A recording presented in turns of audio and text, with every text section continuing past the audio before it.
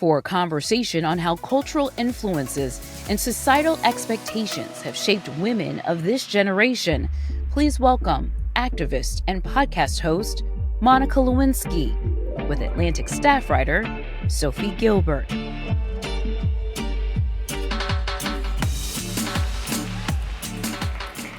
I know I'm not who you were expecting. However, I'm Candace Montgomery, Executive Vice President of Atlantic Live, and welcome. We are delighted to invite you to the final idea session of the festival.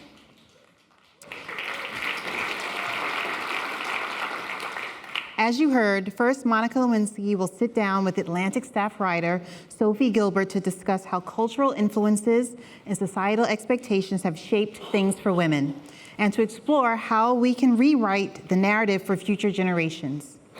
Then we are excited to debut an exclusive first look at season 3 of Netflix's The Diplomat, followed by a timely conversation about gender and power with the actors Kerry Russell and Allison Janney, the series creator Deborah Kahn, and Atlantic staff writer Shirley Lee. Enjoy the program.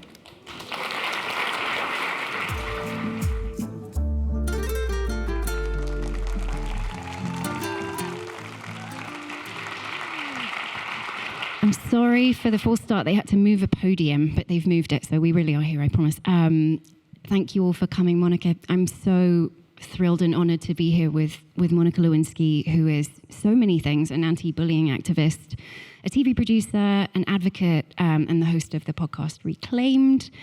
There's a quote I've been thinking about a lot this year, and I know a lot of women have too, which is from Giselle Pellico, and it's about shame must change sides. And we're very much in a moment now of reconsidering the way that women have been treated in media, particularly in the 90s and the 2000s. We've had looks, we've sort of looked back at how people like Britney Spears, Amanda Knox, who you made a show about, Anita Hill, Tonya Harding were treated. And in my own research on this, the moment when people started being willing to do that, it began with an essay that you wrote in Vanity Fair in 2014 called Shame and Survival, which is, if you haven't read it, an amazing piece of writing. It's acutely honest, it's very profound, and it's very funny. I don't know how you were able to be so funny, but it's a fantastic work. And I wanted to know what spurred you to write that piece after having sort of been silent for a fair long period of time. What made you want to come out and tell your story? Well, first of all, with the humor, gallows humor is probably one of the main ways that I was able to survive, to still be here today. And thank you for having me. So I think that with the Vanity Fair piece, I had gone to graduate school in 2005 and had really hoped that that would provide a new scaffolding upon which I could have a different identity. I very naively thought I could leave Monica Lewinsky in the beret, in the United States and move to London and just be a student. And I was wrong.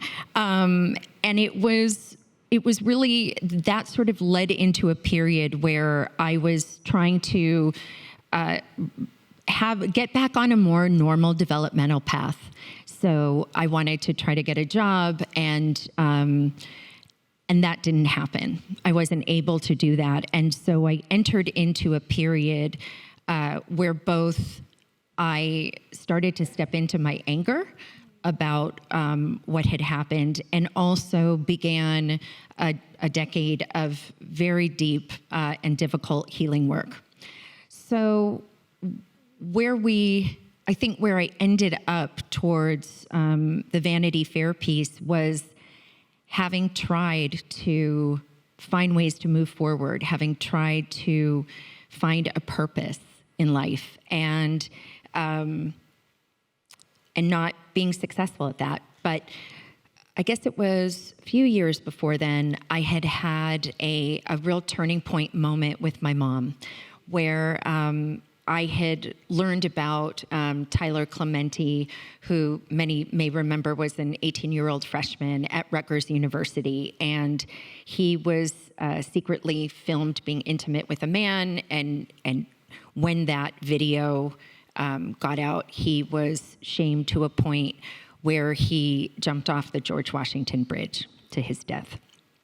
And I'd learned about that news from my mom. I had been away for the weekend, and she was upset in this way that I couldn't understand at first. And then I eventually realized that she was reliving in many ways what she had gone through in 1998, even though these situations were vastly different.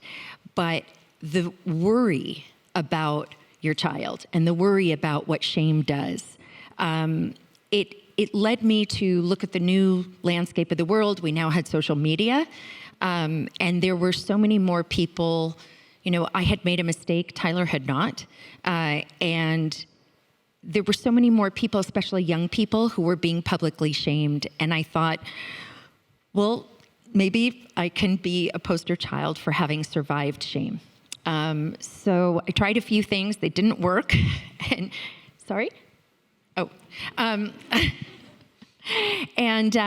and then from there, it was really, I'd met with Graydon and David Friend, who is my editor, became my editor at Vanity Fair, and talked about my inability to move forward, but that I really wanted to try to become an advocate around anti-bullying issues.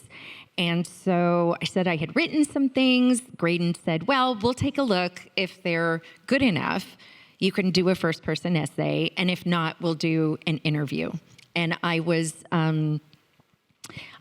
dead set on having my writing be of the level that it could be a first-person essay, because I felt it was so important, and I hadn't said anything publicly for a decade, and it was so important to me and for me that I be reintroducing myself directly to people, not through the mediated lens of an interviewer, no matter how kind or generous they might have been. It's just different. It's a very different thing to present yourself directly. And I had no idea what was going to happen when the essay came out. And very fortunately, because of younger generations like yours and below, my story was revisited through a new lens, a more modern lens. So that was a very long answer. No. I'm sorry. No, it was amazing. I mean, I love that idea that you had to tell your own story because no one else would get it right, and also because your words they're your truth. They're what you have to say. When you published the piece, what was the immediate response? Could you feel anything changing? The early responses came in, I think, from the older generations, the ones who had been around during what we call the brainwashing in my family. And I think that it was mixed at first. There were discussions among women, but there was a little bit of a frisson of like, okay, another 15 minutes sort of thing. But it was then the shift came when younger people who hadn't lived through it were coming to the story with just the facts. And they looked at this and said, how is it that the 24-year-old person with the least amount of power in this situation had the largest consequences for what happened? And that began I'm very grateful to these younger generations because that began the change for the last decade for me. So, yeah. How did it make you feel when other women started getting the same kind of treatment that you had really kicked off? Like when we had started to reconsider, for example, the media treatment of people like Britney Spears. How did that make you feel? Oh, I think that there's like an invisible thread that connects all of us women who go through an experience of public shaming. And that is, it doesn't matter how big or how small. And so I think it's one of those things that when any of us has some sort of collective recognition of what we went through or that revisiting, that I think it heals all of us in many ways. So I was very happy to see that. And I think that it's so important for so many different reasons that we could, spend hours talking about what it means for women to be able to reclaim their own voice, what it means for a woman to be able to present themselves on their own terms and to be judged that way. So I'm not perfect. People don't have to like me, but at least judge me for my true self rather than for a version of me that was created for political reasons, for clicks, that shit. I mean, it's so fascinating to me that you talked about writing, because the 90s and the 2000s were really this period of real dehumanizing, cruel treatment of women in the public eye. And then in the 2010s, because of all this new technology, things like blogs, you saw this outpouring of women telling their own stories in book form, in journalism form. It was this really important wave, I think, of first-person narrative in which women were like, the ways in which we are being portrayed are not accurate, and we will take some of that back. Do you have any sense of why that was? Like, how and what does writing do for you? What does it? How does it empower you? Well, I think that to the first part of your question, I don't know if anybody else here has read Sophie's incredible book, Girl on Girl. I paid her to say that. Yeah, she didn't. It's really brilliant, and I think to answer your question, it's very much what you do in your book, which is pulling out and looking at the cultural context in which we have some of these bigger moments that happen.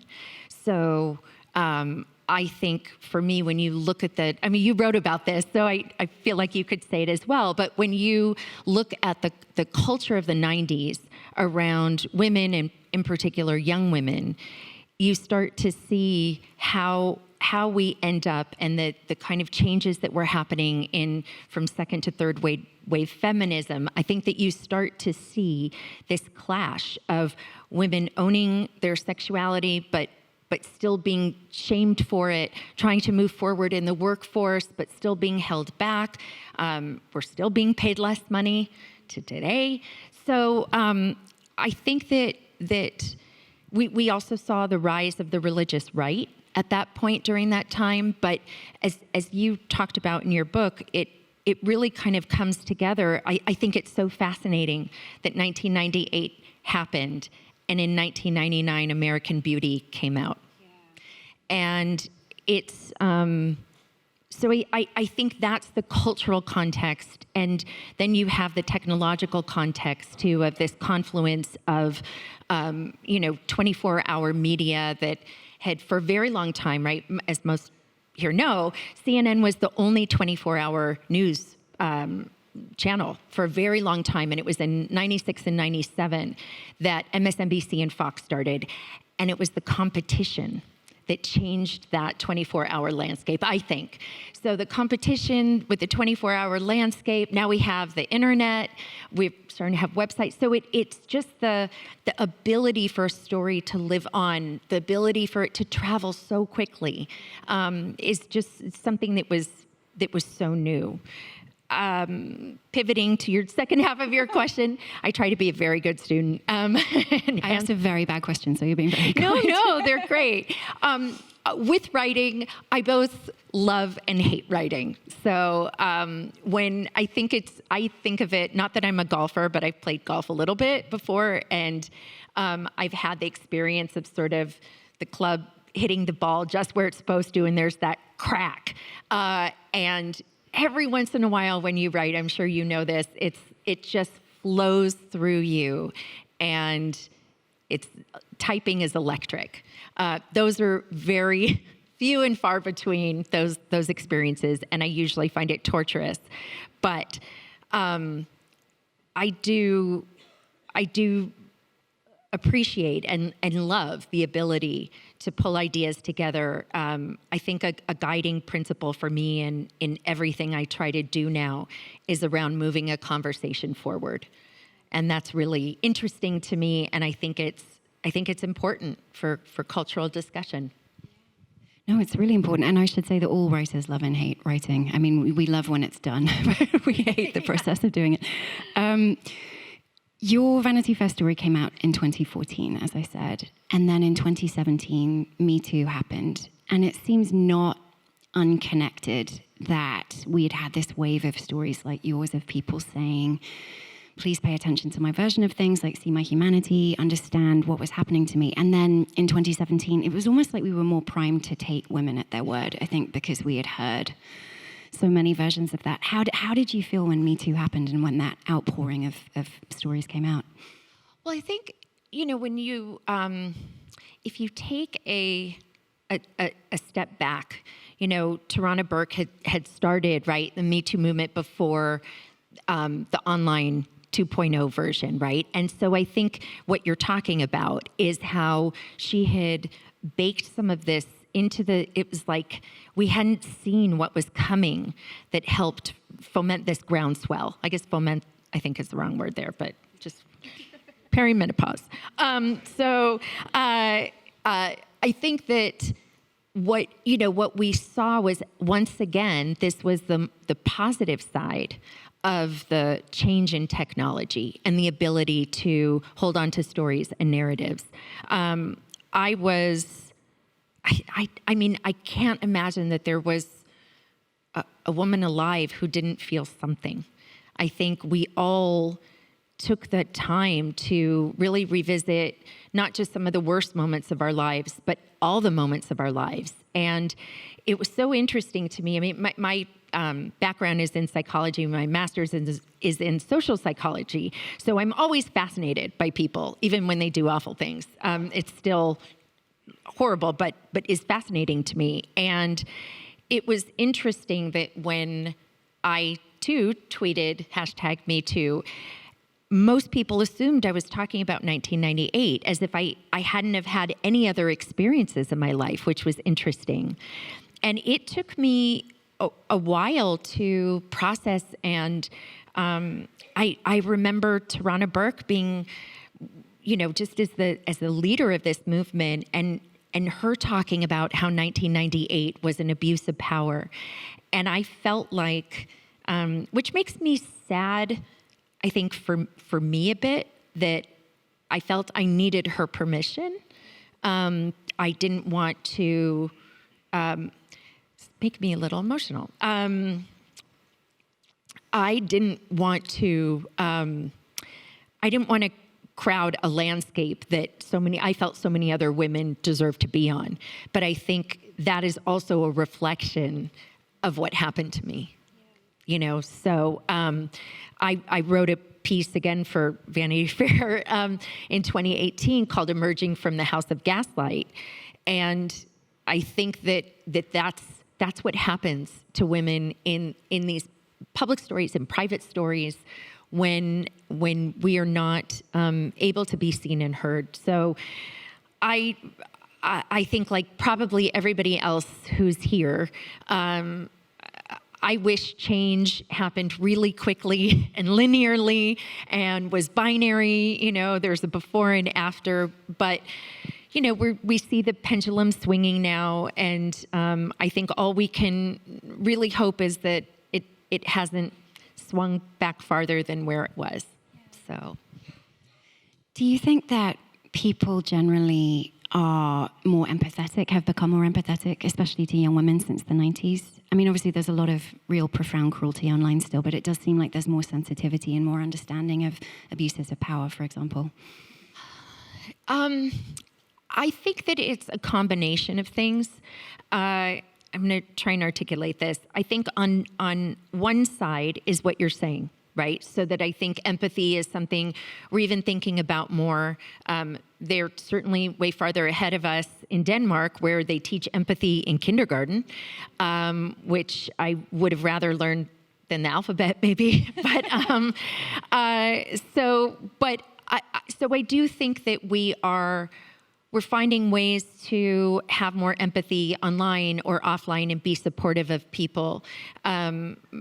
Awful things are also happening. So, but what I also think is happening that has helped move things forward are the younger generation of women, right? They have been raised differently. They see themselves differently. It doesn't mean they don't experience shame in the same way, because they do. But I think their ability to, I don't know if this makes sense, but their ability almost, it seems like, my experience, it seems like they have more self-worth than I think what Gen X had. So, and you're a millennial, right? So yeah, I'm an old millennial. But they also have the language, which I never had. Like you used the word gaslighting. Yeah, no, I mean, I think so in 98, slut shaming wasn't a word, fat shaming wasn't a word, cyberbullying wasn't a word. I remember it was less than a decade ago when I was in my therapist's office and talking about something difficult that had happened to me as a teen, and she said, that's an unwanted sexual experience. And we didn't have language for that. Yeah. In the same way we didn't have anxiety growing up. It was just, my tummy hurts. That's it. No, but it's true. I mean, we didn't even have the word consent, I don't think, back in 1999. No. I'm glad you mentioned the 2018 piece because there's a quote that I took from it because I think it's really powerful. An important part, you wrote, of moving forward is excavating, often painfully, what has gone before. And it gets at the idea that to have progress and to force change, you really do need to reckon with the past and to reckon with what you've been through, which is painful and is, sometimes really unpleasant process to go through, but expensive. No, but I mean it is. But I say that too because I think one of the things, I guess, the conversation that I felt didn't happen when we were talking about Me Too more was how are we going to help people get the help they needed to heal? You can't just erupt all this trauma into society and then not have people have access to move forward that way. So, sorry, I jumped in. No, I mean, but I think what we're both saying is also that the process of healing. I mean, that's what I meant by that in the piece was that a few things. One is I think that part of the deep pain and realization that I had to go through when I came out of graduate school and my plan didn't work of getting a job was I ultimately realized I couldn't run away from being Monica Lewinsky. And I had to integrate that experience, her, all of that was me, that it is me, all of those things. I had to find a way to hold all of it and to be okay with it and be proud of the person I am. And try to be gentle with myself for the times that I wish I had made different choices. But I think that process is, we all find that. I mean, anybody who's here today who is on any kind of a self-awareness or healing experience, I think knows it's, once again, not linear. I think of it like a spiral kind of tilted on its side. And it feels like we will go back and revisit these old things, but we're actually going back to go higher. And I don't know if it ever ends, until our last breath. I don't know. I mean, I hope there's, I hope maybe there to find more plateaus where I can sit back and just go, okay, where I am right now is okay. I don't have to keep doing the work, the personal work, because it's hard, it's tiring, it depletes you, but it's so important. Yeah. So important. But you haven't just done it for yourself. You've also had this new arc of your career where you help other women tell their stories, and you listen to people, obviously, on your podcast, but also your series with Amanda Knox about her story. What was the way you call yourself? The Shame Sisters? Was that? Oh, I think Amanda had a, a sisterhood of something. Yeah. So, but it was great. So was this wanting to sort of project that outwards to other people? Was that what spurred you to do all these new creative projects? Well, I think that, with the podcast, I, reclaiming was this idea that I started to notice in myself in reclaiming my narrative, what I had set out to do. And I thought that I might write about it from personal experience. And it soon became way more interesting to turn the lens outward and to be able to have conversations with people, because it's on the podcast we use a very elastic definition of reclaiming, which everyone knows is, getting something back that was lost or taken from you. And when I really looked at my own life and my own healing experiences, I could see how it actually permeates almost everything we do in life. And it encompasses, too, you have loss and grief and healing and resilience and ultimately triumph. That's all living underneath the concept and the ethos of reclaiming. So having those conversations that are not just deep and authentic, but also funny, because if you can't laugh, you are so fucked in this life.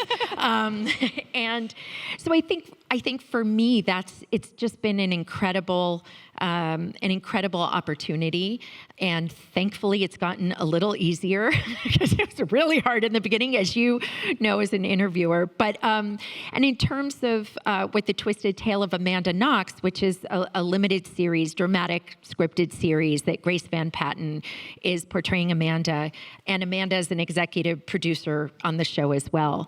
It was, there was this micro interest for me in feeling like what we were talking about before of other young women having their stories revisited. I felt Amanda deserved that of her story.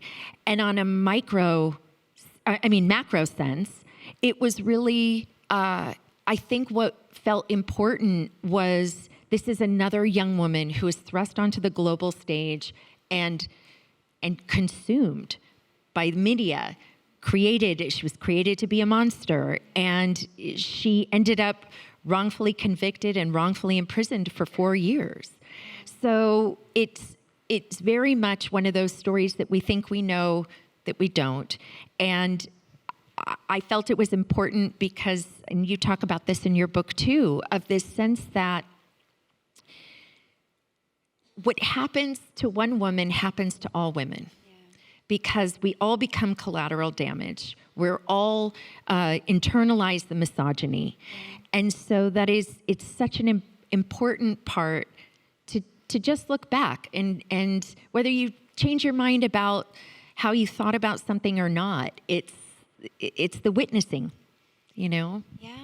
No, and also the moments, I think, when women have been able to make the greatest changes in society have always been the ones when they're able to work as a collective and not just as a sort of thinking on individual gains. It's always, Agreed. Through everything, what have been the most profound lessons that you've learned that you carry with you? Oh my gosh. Easy question. Yeah. I would say probably that you can survive the unimaginable. And you can move forward, you can thrive. As I said in my TED Talk, you can insist on a different ending to your story. And I think that's almost the most important, because none of us realizes how strong we are until we're tested. And other than that, probably the importance of investing in true relationships, family, friends, romantic, whatever that is, the places. I think half of the reason I was able to survive was, both the support of my family, but how my family and my friends would reflect back to me my true self. So my younger brother said to me one time, we were in the car, it was in 98, and this was after I'd gotten immunity, because I couldn't talk to him until I got immunity for months. And he said to me, to the rest of the world, you might be Monica Lewinsky, but to me, you're still Monka, which is my family nickname. And so that anchoring was important. And the third thing would be what I already said, that if you can't laugh at yourself, you are so fucked. I say that a lot. And I laugh at myself a lot. And I think laughter is an incredible healing frequency. Yeah. I think that's such a wonderful place to wrap up. But thank you so much. Thank you, Sophie. Thank you so much.